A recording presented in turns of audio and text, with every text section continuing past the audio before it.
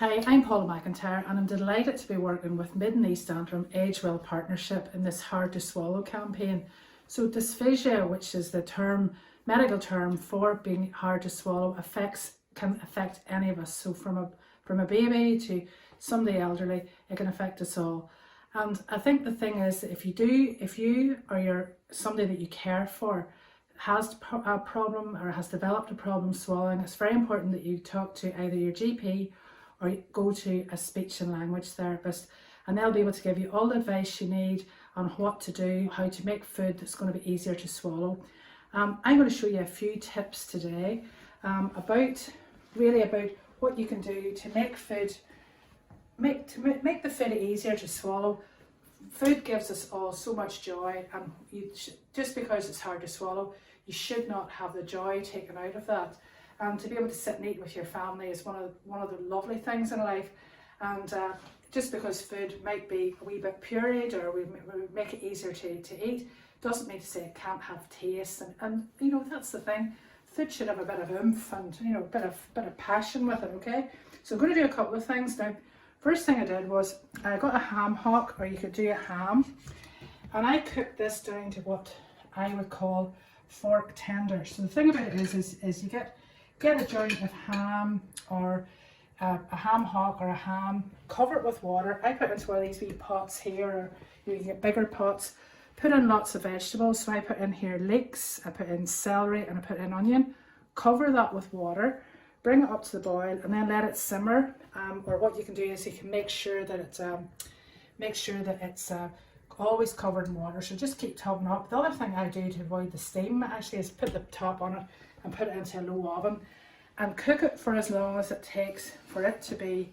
And if I can just show you this here, so these are wee bits of ham hock and what I would call fork tender, so that whenever you press down, it actually disintegrates like that. So that's really, really tender. That's it, that's what you want. So let's say you wanted to do a beef stew. That for me, to make a good beef stew, or a nice joint of beef, roast it all off and roast it in a pan, nice hot pan, a bit of oil, put it into a pot like this. These pots are great, or a slow cooker. Make sure it's covered with stock. So that's the thing. So you're making a stew or making a joint, make sure it's covered with stock evenly, and also check during the cooking time that it is covered, and then bring it out, let it rest for a wee while, same as if you're doing a steak, let it rest, and then just crush it down, make sure it's fork tender. Now what I did was, I've done a couple of things. I made a risotto. So risotto is just, you get the risotto rice, you just cook a bit of onion and some butter or oil, add your rice, and then just keep adding stock. So I just strained off some of the stock into it, keep adding it. If you're a professional cook, you have to make it al dente. Obviously we're not doing that, and I've taken that on to another level. And then what I did was I just added some of the vegetables, the big bits of vegetables into it, some frozen peas, let them warm up, and then just bits of the ham into that there. Okay, and then what we're going to do, what I did then was I pureed that. So just get that. So this is just this is the rice, this is the some of the peas, it's got ham in it, it has everything in it, and it's pureed. There's some now this should be easy. I pureed it. I'll show you how to puree it the next dish, but just cook that down, and then that's it. And what we're going to do then, what I did was I got some basil and blanched it in boiling salted water for about 10 seconds, took it out, patted it dry, and I blended it with some oil. So I blended it with some lemon oil. This is a lovely local oil. So this company, Broiler Gold, I think have about 10 different varieties. And then you're adding another flavour concept. So lemon and basil is lovely with this. Now the other thing that I did was I cut up some, this is just these here, some fried aubergines, some tinned chickpeas. You could use cannellini beans for this. Some passata, which is pretty much just strained tinned tomatoes. There's a wee bit of garam masala there in that. You could put like a curry paste. And then what I want to do here is have it over here, and I'm just going to puree this. So just get one of these here. It costs about a tenner, and you get a jug, but it has to be that this will go into the bottom of it enough.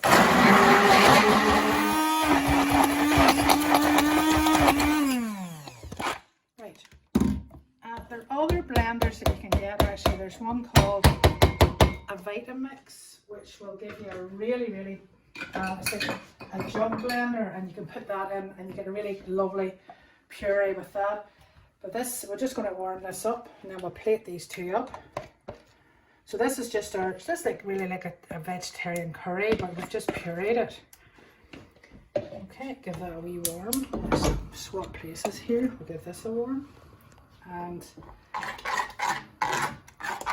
another thing, if you want to make this really pureed, nice plastic spatula, take some of this here and press it through a fine sieve. You can even get finer than this, but again, speak to your speech and language therapist or your GP to find out at what level you need to have it pureed, and they'll be able to help you with that.